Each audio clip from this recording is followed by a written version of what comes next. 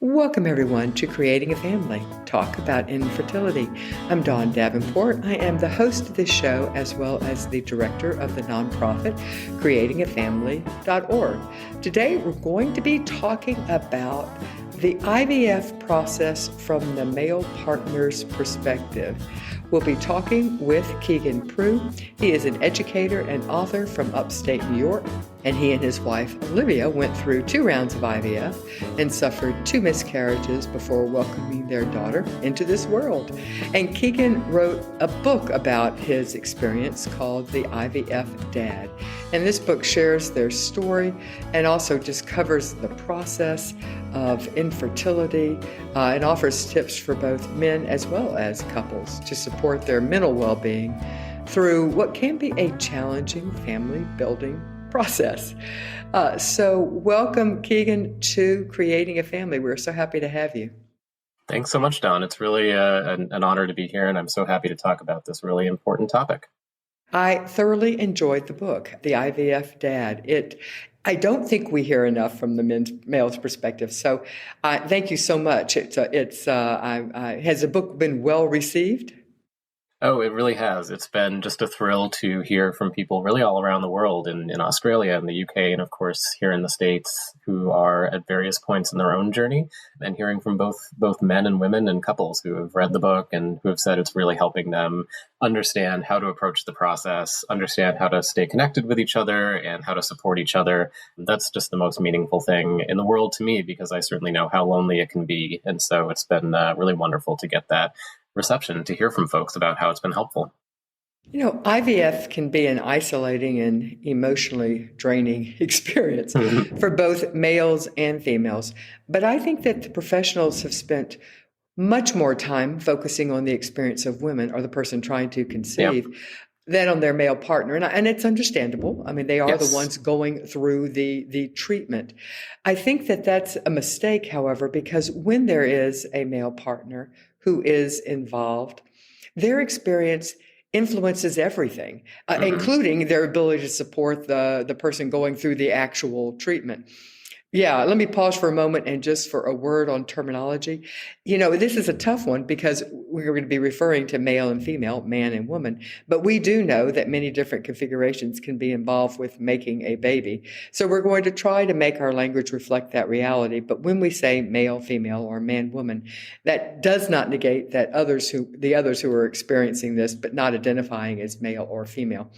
But this is a tough one because we are specifically speaking of the experience, your experience, and the experience, the more usual experience, which is a woman is going through the treatment, and she has a partner who is a man. So let's start by telling your story to parenthood. Sure. So our path to parenthood started just about 5 years ago. It was the summer of 2017, and we were in the process of moving from New York City, which is where my wife Olivia and I met, to upstate New York, which is where we're based now and where I grew up. And at the point that we made that move, we had just gotten married. We, had our jobs upstate and so forth. And we said, I think we're ready to start growing our family. We had definitely known that we wanted to have kids, hoped to have at least 2 or 3. We're in our early 30s at this time. So we knew we, would probably need to get started sooner rather than later if we wanted to meet that goal. And so just started to try to conceive. 6 or 7 months went by and nothing had happened.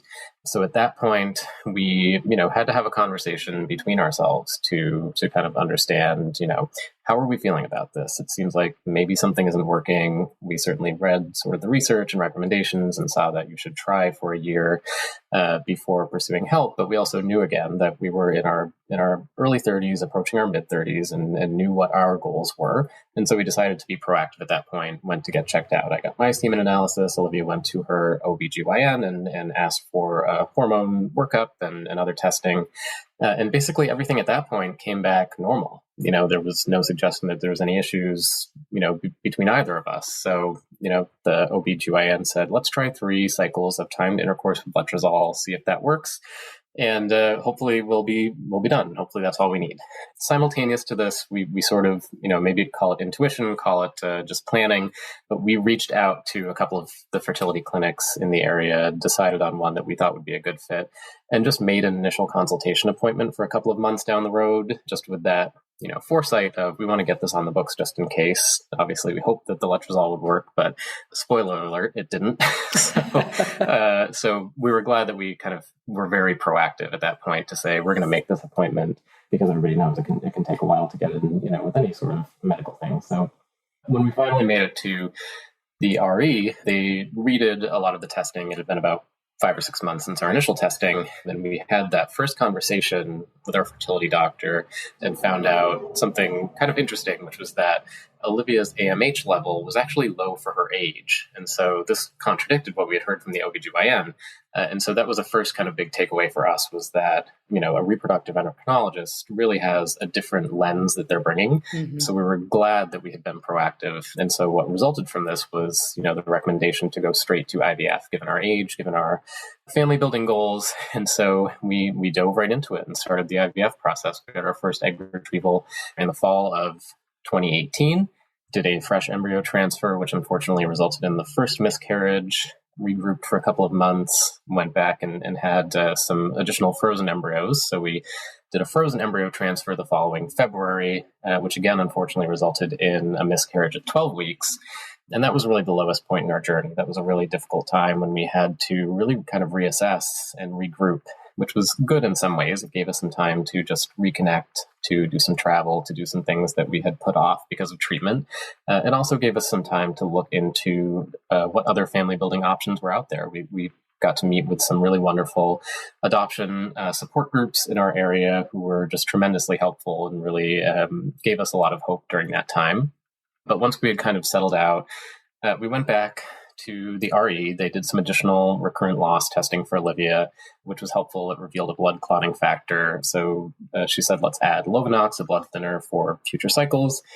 Went back for another round of IVF, another retrieval, and then did PGT testing on those embryos because we knew there was a genetic factor to our losses.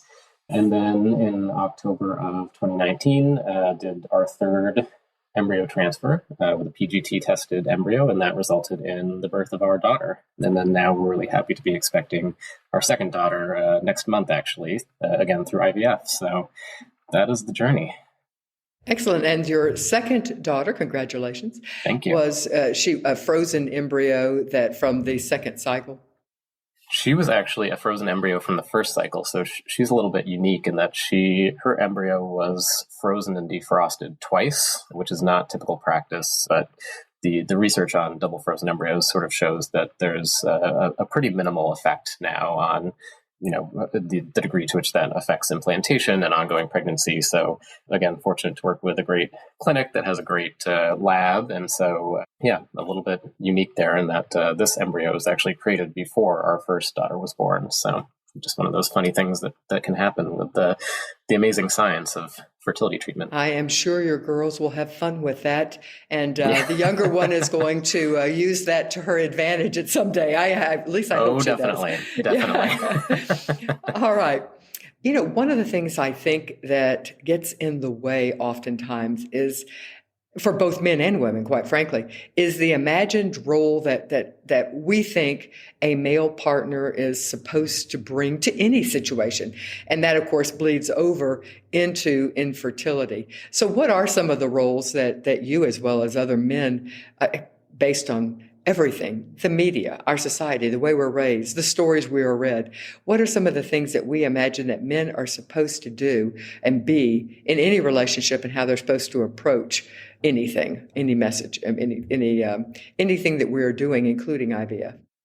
Yeah, those messages are so powerful. And so some of the ones that are probably sounding pretty familiar to everybody listening, men should be strong. Yeah. Men don't need support. They help themselves. Real men, are able to, quote, get their partner pregnant. That real men don't show emotion. All of these messages, we're not saying they're true, of course, but they're very powerful. And as you said, Don, they're reinforced by media. They're reinforced by books we read. They're reinforced by, songs and really like everything that we hear in our lives. So whether we personally kind of feel like we believe in these things or not, I think there's a real power to them, and we do bring those ideas into fertility treatment. And one of the things I really try to put front and center in the book is that those mindsets can actually be really limiting and make fertility treatment even harder. Absolutely. And are not helpful to the female partner. Even, I mean, Yeah. real men, another one that we often, I mean, just, if you just think of the commercials we see, real men take action. They fix the problem. If there's a sink broken, the man, a real man anyway, can fix it. Yeah. And so it's hard to think. So you approach infertility with, okay, I'm going to fix this problem, but it's not within your power to do that.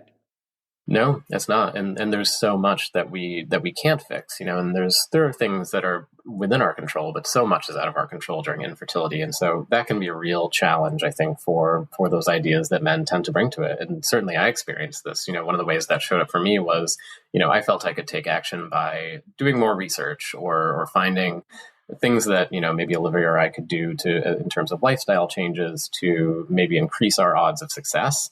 So, during one point in our treatment, I got really into researching how thyroid levels affect infertility, because Olivia has sort of minor hypothyroidism. And so I got into this mode of, having 35, 40 tabs open up on my computer, looking at all these research studies and really getting obsessed over, if I can just find that one thing that can fix what's going on. But of course, again, we know that's not the case. And that only made me more anxious. And then, of course, made Olivia feel more pressure because I was, going crazy looking at all these studies. So that certainly didn't help.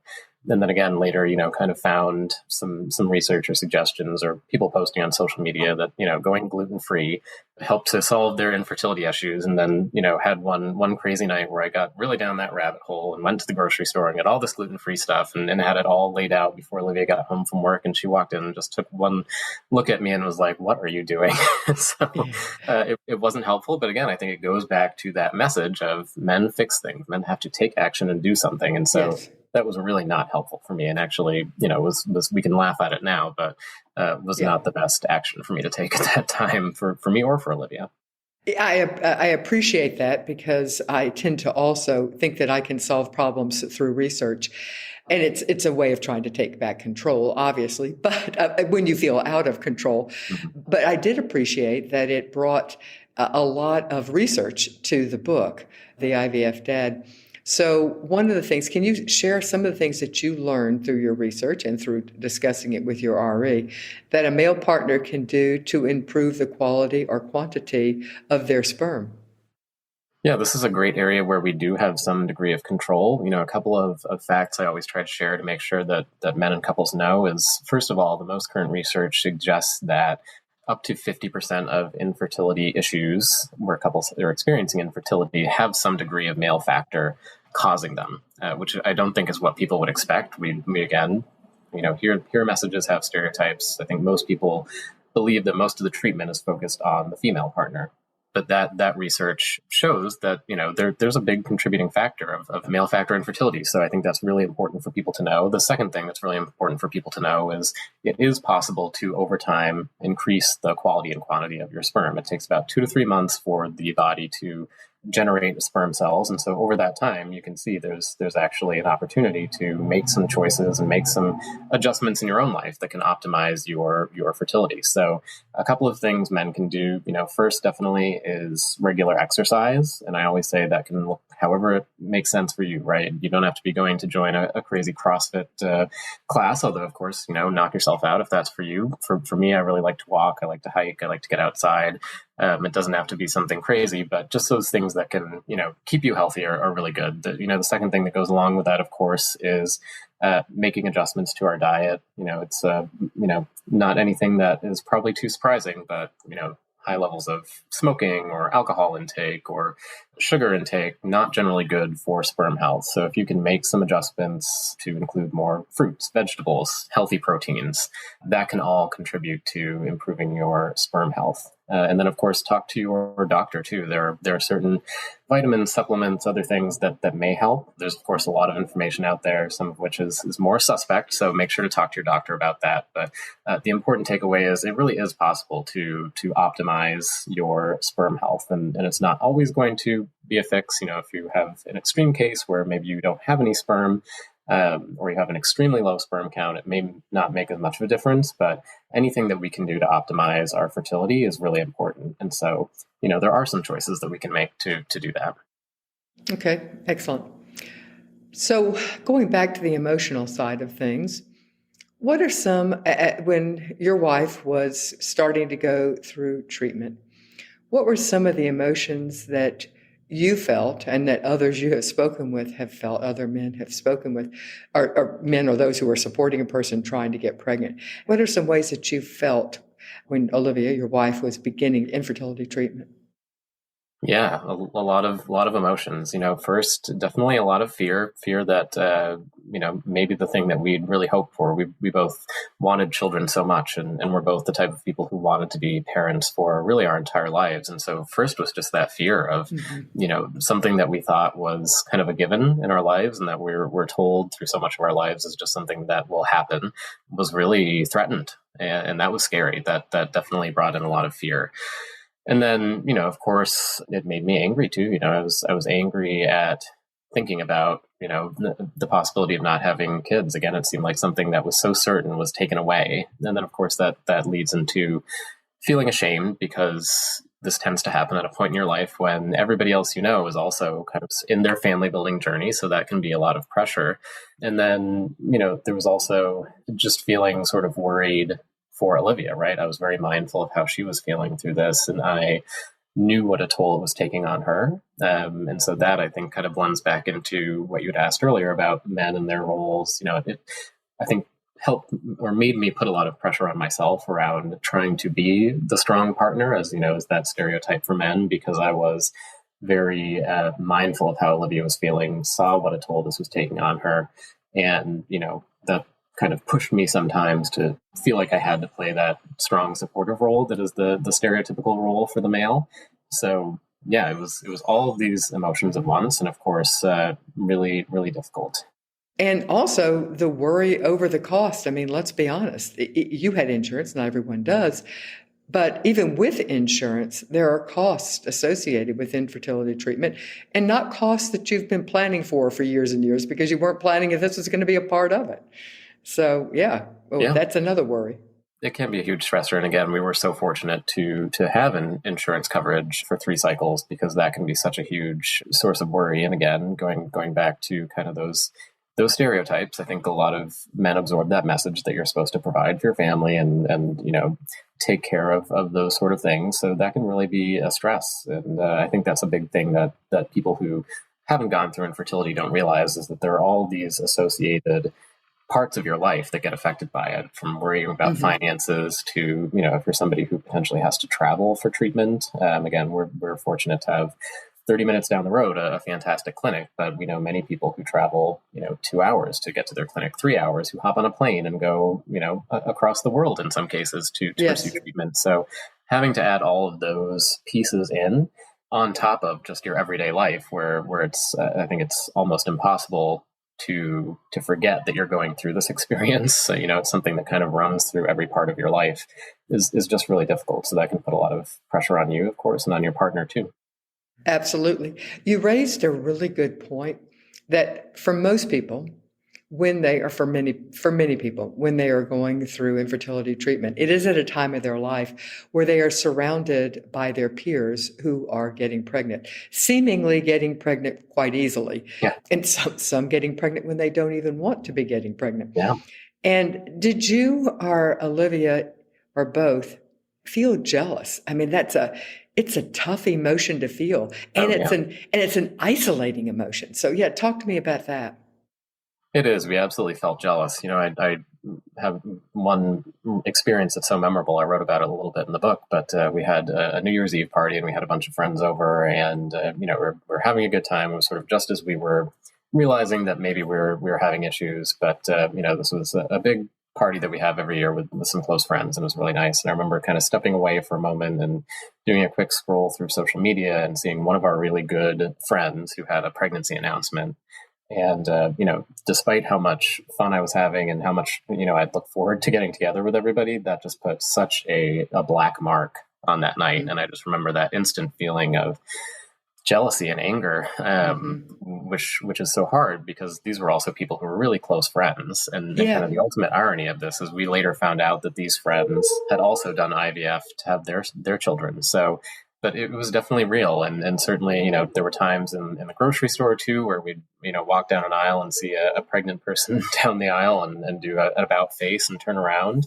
That was a very real experience. And so it was hard. And as we kind of opened up and talked to more friends about what we were going through, we did find out that actually there were far more people than we could possibly have known or anticipated who had also had losses, had fertility struggles. So that made us feel certainly less alone. But that jealousy was very powerful at first. But and a lot of people don't want to share what they're going through because of all the things we've just talked about, the emotions that you're feeling, or the feeling like that there is something wrong with you, or just because they're just more private people. But then it's a catch-22 because then they're not available for hearing, in your case, that your friends had a successful IVF treatment, or somebody else has gone through a miscarriage at 12 weeks or 2 months or whatever. So it's a catch-22 to know how to do that. It is, and I think it can be really hard for men in particular because of that kind of stereotype around not asking for help. Again, I think that whole idea of self-sufficiency is something that's really looms large in the psyche of men. And so that was a hard lesson, certainly for me, and I think can be harder for male partners to learn, is that you do need to reach out. And hopefully what you'll find on the other side is similar to what we found, that there are people who want to support you, and of course people who have walked the same path before who can be there for you in a different way. And I think especially if it is male factor infertility, but even if it isn't male factor, I do think a lot of men fall into this embarrassment of, I'm less of a man because I'm not able to produce sperm, or that is, or of a quality that can get my partner pregnant, or for whatever reason, even if you're producing sperm, I'm not doing it right. There is something, and I think that we're talking about sex, and that is embarrassing. And so I think that also plays in with men's ability to want to share. Oh, yeah. Yeah, absolutely. That again, feeling that, to be a man, you have to be able to get your partner pregnant is something that can be a pervasive idea, as wrong as we know that is, right? And the one thing that really helps, and I would encourage, men to think about there is, understanding that you can define for yourself what it means to be a man, to be a father, and start to challenge these stereotypes. As hard as that is, as pervasive as these stereotypes and ideas are in the media, we can start to change them. And that's another piece of research I always try to mention, is there's so much exciting research out there about how we can change the way we think, and how our brains can really adapt, and how the ideas that we've maybe worn in over the years, we can start to change those by challenging them. So, we can start to think about, what does it mean to us to be a good father? What does it mean to us to be a man or manly? And I think a lot of the ideas that we come up with might sound a lot different than those stereotypes that we talked about earlier. Yeah, most assuredly. Yeah. We do think, and as I mentioned at the beginning, that there's a lot of ideas, there's a lot of discussion about the person going through the treatment and taking care of themselves. They're often thinking of doing some, do massage, do acupuncture, do going to therapy, doing things that support them, take care of their mental health. But we don't spend much time thinking about taking care of the mental health of the supporting partner. What are some ways that the supporting partner can take care of themselves when their partner is going through treatment? Quite frankly, when they're going through treatment, because if you're a couple, you're both going through it. Yeah, absolutely. And first big thing for men is you need to know it's okay, and it's important to take care of yourself too. Again, you can easily fall into that idea of, I need to be the one to take care of things. I need to be the one who's taking action. This is an instance where you really have to step back and say, I need to support myself and my well-being too. So a couple of really good ways you could do that. First, a big game changer and thing that I found really effective is meditation. And I say meditation, but this can look different for different people, right? If prayer is meaningful for you, that might be, your form of meditation. If going out in the woods and hiking is something that gives you peace of mind, it's any practice that gives you a chance to kind of ease your mind, find some peace, can be really important, because it's so easy during this time to fall into just that hamster wheel of anxious thinking of what's next? How are we going to pay for this? Where do we need to go? What's the next treatment? How is it going to go? What if it doesn't work? That I think anything that gives you some mental peace is really important. So that's the first one. The second one is I definitely think that physical activity can be a big help for men. And again, find something that works for you. But certainly for me, just being able to get out and walk or hike or get out in nature was really important to be able to kind of calm down. And then certainly the third big thing. So I think it's also really important to have somebody else to talk to. We spend so much time, often during fertility treatment, only talking to our spouse, to our partner. And it can be so isolating that can be a challenge, right? You don't want to spend all of your time only having your partner as the person who you kind of have that emotional outlet with. So I really encourage men, reach out to somebody, just one person who can kind of be an external ear for you. Even if you're not having a conversation, just the act of telling them how you're feeling and what you're going through can really be helpful. And this can be anybody who feels comfortable. It can be, of course, a therapist or counselor. It could be a friend. It could be maybe a family member if you feel comfortable with that. It could be a faith leader if you're comfortable with that, or a coach, or another expert that you find out there. But I think it's so important to just take that step of having somebody to share what you're going through with. And again, men can feel that self-sufficiency. So getting out and having somebody who can help you is so important. And again, just that act of sharing can really take a big burden off your shoulders. I want to take a moment to thank Cryos International Sperm and Egg Bank for their support of this show and our mission, quite frankly, of providing unbiased, medically accurate information. They have been with us for a long time, and we truly appreciate their support.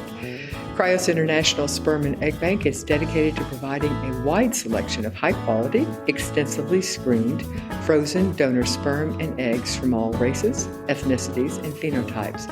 They prepare it for both home insemination as well as fertility treatment. Cryos International is the world's largest sperm bank and the first freestanding independent egg bank in the United States, helping to provide the gift of family. We also want to thank RMA Associates of New York. They are one of the largest infertility practices in that state, as well as one of the largest in the country. By combining the latest innovations in reproductive sciences with compassionate and customized treatment plans, RMA of New York is able to provide the very best possible care. And now let's talk about the role of the shot giver.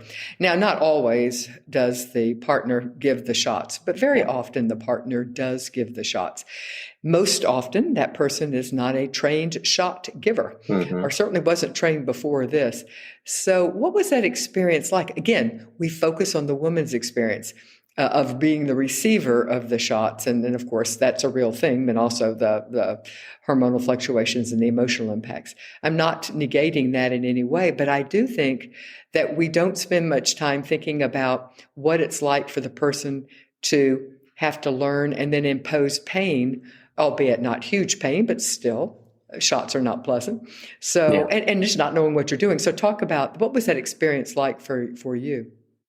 Yeah, it definitely brings up a lot of complex feelings. I mean, on one hand, it certainly made me feel more involved and like there was something I could do, because Olivia was really didn't want to give herself shots, which I think is something a lot of people can relate to, right? The idea of having to give yourself dozens or hundreds of shots is not the most comfortable thing. And so at least on one hand, it was a way I could help. But certainly on the other hand, I felt very hesitant, very anxious about, as you said, doing something that was going to that was going to give Olivia pain, right? It was going to be a painful shot. We had to do multiple shots every night during our IVF cycles. Now, as I had mentioned earlier, Olivia also does Lovenox during her pregnancies. So we're at the point where it's literally been hundreds of shots, because Lovenox is a daily through her pregnancies. So it was very, very complicated, I would say. But I think there, are a couple of things that can help prepare.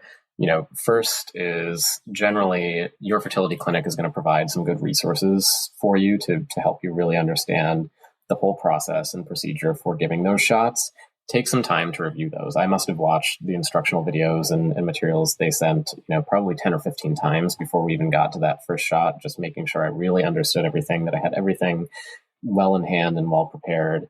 The second thing I did that really helped was I made myself a checklist of just sort of the dosages, the preparations, all the materials I needed. That's something that worked for me. I'm a checklist maker in kind of all parts of my life, but having that in front of me really helped me just kind of stay calm, stay present in the moment. And when I was feeling anxious about having to give Olivia a shot, whether this was gonna hurt her, that whole experience of doing it, it helped me kind of understand, okay, I'm doing everything. I'm not going to let that, whatever I'm feeling in terms of anxiety or worry, get in the way of making sure that we do this right. Because of course you have that feeling too, where maybe you've paid thousands of dollars for these, yes, for these injections that you're giving, and you're like, I don't want to mess up a single dose because that's hundreds of dollars that would be thrown out. So layer that on top of everything. Yeah, exactly. Talk about pressure. Oh yeah. Yeah. Liquid gold is what you're squirting in. Oh my gosh. Yeah. It's crazy to think about it. But and the last thing that really helped us was just creating kind of a fun tradition or thing to kind of take our minds off the shots. We always listened to some good music while we were preparing for the shots, and that just gave us a little bit of ease and peace of mind, and something that could calm us down a little bit as we're getting into it. And of course, it becomes a routine. After you do it 10 times, you will feel like an old pro. But especially in those first couple times, preparation is so key. I know of couples who do an audiobook, and during it seems to me that would take the mind, it would take the person giving the shots. Yeah. I'm not sure I would want that, but they do an audio, and so they looked forward to it every evening. Yeah. So whatever, find your way. Speaking of the relationship and what you can do to support that, what are some tips for staying connected with your partner through the stress of fertility treatment? Yeah, I always say view the fertility treatment process as much as possible as an opportunity to work together, to work as a partnership, because the more you view it that way, the more it's going to be something that keeps you connected. So that's sort of the first thing, is just I really encourage men to stay involved in the fertility treatment process, and that's attending appointments to the extent that you can, doing research. I spent a lot of time as we were sort of early in our process, just listening to podcasts and reading blogs and learning about all the different types of treatments and diagnoses. And that just helped me a lot, because it helped me feel like I could participate in conversations with our RE and our medical team more cogently as an active participant, and that I could support Olivia. So I'd really encourage folks first to just, do that research so you can be involved.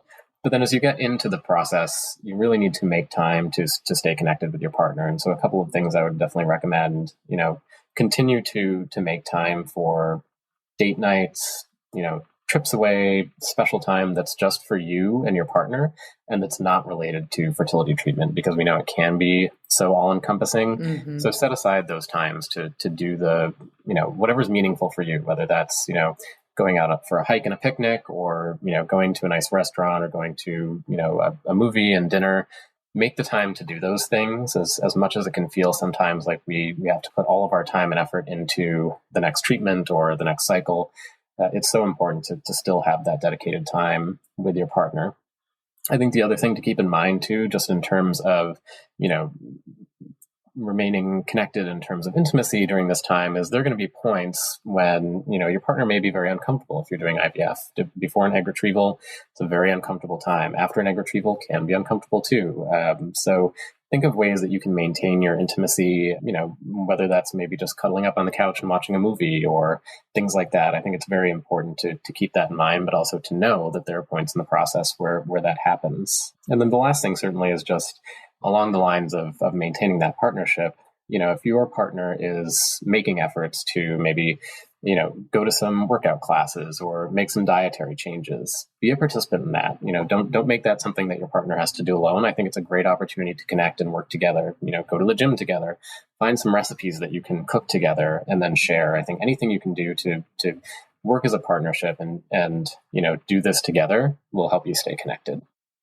As you mentioned, you and Olivia experienced 2 miscarriages, one relatively early. but one at the 12-week point where you were expecting to, in fact, were graduating to leaving the infertility clinic. Mm-hmm. And miscarriages is devastating. It's devastating for anyone who is wanting the pregnancy. I personally think it's doubly devastating when you've worked so hard to get pregnant. But nonetheless, it's a tough time, and it's a time that's, I think, we don't give men permission to grieve. When we allow the woman, or hopefully we allow the woman to grieve this loss. So talk about how did you deal with the miscarriage for yourself while still supporting your partner?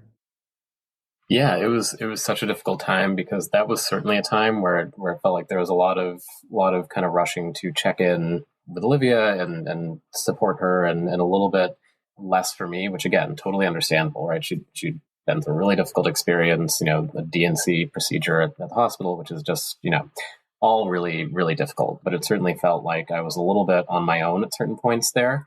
And so, the first thing I think is so important is just, for men, that can bring up something like a pregnancy loss can bring up a lot of those emotions that we are really particularly encouraged or discouraged, I should say, from showing.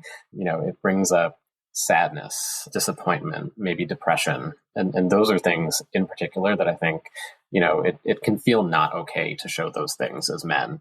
So if you're going through a miscarriage, I really encourage you to make sure that you have an outlet for those emotions, and that can be a few different things. You could see a therapist or counselor. That would certainly help. You could do some journaling or writing. I think sometimes for men it can feel a little bit more comfortable to write down what you're feeling rather than feeling like you have to tell somebody about it. But then, eventually make sure you make space to talk with your partner too. And I think you can also kind of think about, what's a meaningful way for you to commemorate or sort of process the grief of the miscarriage. I say in the book, for me, I was, out in our garden one morning after our second miscarriage, and just kind of, as I was planting a few flower seeds, really just took a moment and kind of, sent up a silent prayer, if you will, just kind of saying, thank you for this experience. We're so sorry that we lost you, little one. And that for me just kind of was a really small moment that just helped me kind of commemorate, because I think that's something that can feel so difficult about miscarriage too, is, when we lose other people in our lives, there's some sort of commemoration or celebration, but there's not always that when you have a miscarriage. And whether it's, a miscarriage at 5 weeks or 12 weeks or wherever it is, that still feels like a tremendous loss to you. And so make time to commemorate that loss in some way. Maybe it's writing a letter to that, baby. That can be a really meaningful experience for some people. But whatever you do, make that space to really process those feelings and commemorate it. Because if you don't, those feelings are just going to stay inside and well up. You really need to make space to let them out, and then talk to your partner about it too. Mm-hmm. Yes. Interestingly, one of the things that I appreciated the most about the book, The IVF Dad, is that you spent time discussing the role of infertility nurses. Mm-hmm. I say all the time that I think that infertility nurses play such an important role in the process of treatment. And they're often the ones who have the most direct relationship to the couple, to the patient's partner, if there is one. But it's like their role is totally overshadowed by the role of the RE. Yep. And I really appreciated that you talked about your experience. Now, you had various different nurses and various different experiences, and I thought it would be helpful to talk about, for one of your nurses, you said you wanted to nominate her for sainthood. Yeah. And so let's talk about her, and then we will contrast her to some that were not as helpful. But I think you called her Jennifer. What did she do that made the very stressful experience of infertility and its treatment more bearable for you as the male partner? Yeah, well, she was just so wonderfully compassionate and clear with us. And we always really appreciated that, at every step in the process. And as you said, the infertility nurses were really 90%, I would say, of our communication and support. We of course loved our RE, but, we saw our RE at sort of the big points in treatment. And day to day, we spent a lot of time on the phone with our infertility nurses, getting updates on egg growth and embryo growth and, next steps for treatments and so forth. So they were really the front lines. And we, developed a real relationship with Jennifer, as I call her. But she was always really wonderfully compassionate, during our losses, was always had just the kindest words. And it's just as simple as acknowledging them, but also really helped us. She was very clear about explaining different steps in the process. When we were going through embryo growth, we always appreciated how clear she was about setting our expectations. I think that's such a key thing for fertility treatment, is we have to have realistic expectations. And she was always very clear about that. Would say we had this many, embryos fertilize. Here's what we expect over the next few days. We're not necessarily going to have all of those continue. We hope they do, of course, but that's not the norm. So she was always very clear about those things and really just went above and beyond to stay in contact with us. I've certainly heard from other folks who've been through fertility treatments that, sometimes it can be, as is very common with healthcare in general, it can be very difficult to get in contact with a real person, but we never felt that way. We certainly felt like our fertility nurses were always there for us, always, returned calls, returned messages where we had, a sort of a portal with the clinic. And even when we had kind of silly questions, we felt like along the way, never, belittled us or anything like that. I think we had one time where we maybe got the time for our trigger shot during a retrieval cycle and, had some question about just clarifying the time, even though they'd said the time very clearly. I think we are just double checking and this was on a Saturday. So, they took time out to call us back on the Saturday and say, yep, that's the time. If you're, maybe 5 minutes on either end, that's okay. Just keep it as close as possible to that time. So, even when we had silly questions, it just felt very, very welcome and supported. So we just appreciated that so much. And again, just going above and beyond, this particular nurse, Jennifer. So there was even one particular time where Jennifer, on her day off, we had one of our beta blood draws to determine whether our transfer had worked. And she said, I'm going to be off that day. It's a Saturday, but I want to be the one to call you. I'm going to call you with good news, knock on wood. And so taking that extra step just to really be there for us, although of course we want people to have their lives too, and don't expect necessarily for people to be, for nurses to be taking their days off. But, we just felt that connection and it really felt in every action that she took that she was rooting for us and she was part of the team. And it never felt like it was just another sort of, going through the motions or that we were a number. We always felt very personalized and that she knew our case, knew what we were going through, knew our history. And so all of that was just a real support because, again, we spent 90% of the time communicating with her. And you talked about giving the pregnancy report. And that is something, having talked with nurses, that I know that they often dread, if it's a negative one. Obviously, everybody wants to be the one sharing good news. But how can a nurse make it better when they have bad news to report? Yeah, I think the biggest thing is just showing some compassion and recognition that it is such a hard news to hear to the people that you're sharing that news with.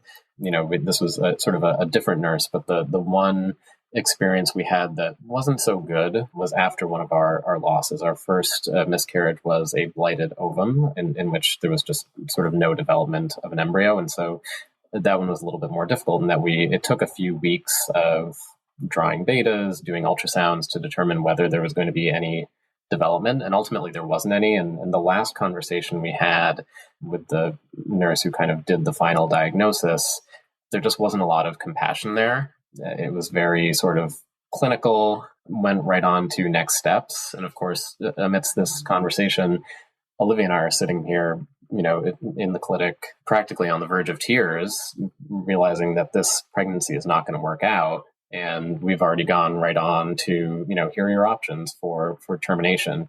And so that really just was a difficult experience and left a worse taste in our mouths because, it was such a contrast to, the vast majority of nurses we interacted with who were so compassionate and so helpful and always took time, if they were sharing bad news to say, even just, I'm so sorry about this. Mm-hmm. We'll make sure to, be back in contact to talk about next steps, but we're very sorry. And just that small show of compassion made such a difference in contrast with that experience after the first loss, where it was a very clinical description and didn't really acknowledge that there was also a really difficult emotional experience going on with this. Mm-hmm. And I think sometimes nurses do this, as all medical professionals do, to protect themselves. And of course, and they deal with this more often, but just being uncomfortable with the emotions that are surrounding, but by not recognizing it and to in fairness to her, she probably thought that telling, the next steps would probably be helpful. But you have to recognize the emotional component of what the patients are going through. Yeah, and definitely that's so right. Like we did, and looking back now, it's easier to see, the urgency of the situation that we do want to resolve, and complete this pregnancy that unfortunately hasn't developed. But yeah, at the same time, just those small kind of kindnesses of saying, I'm really sorry about this, and offering other forms of support. After our second loss, I think we were seeing sort of a different nurse and said, we have therapists we can recommend who specialize in supporting couples through loss. And so just little things like that really helped to make us feel supported and helped me to feel supported too as part of the conversation. Mm-hmm.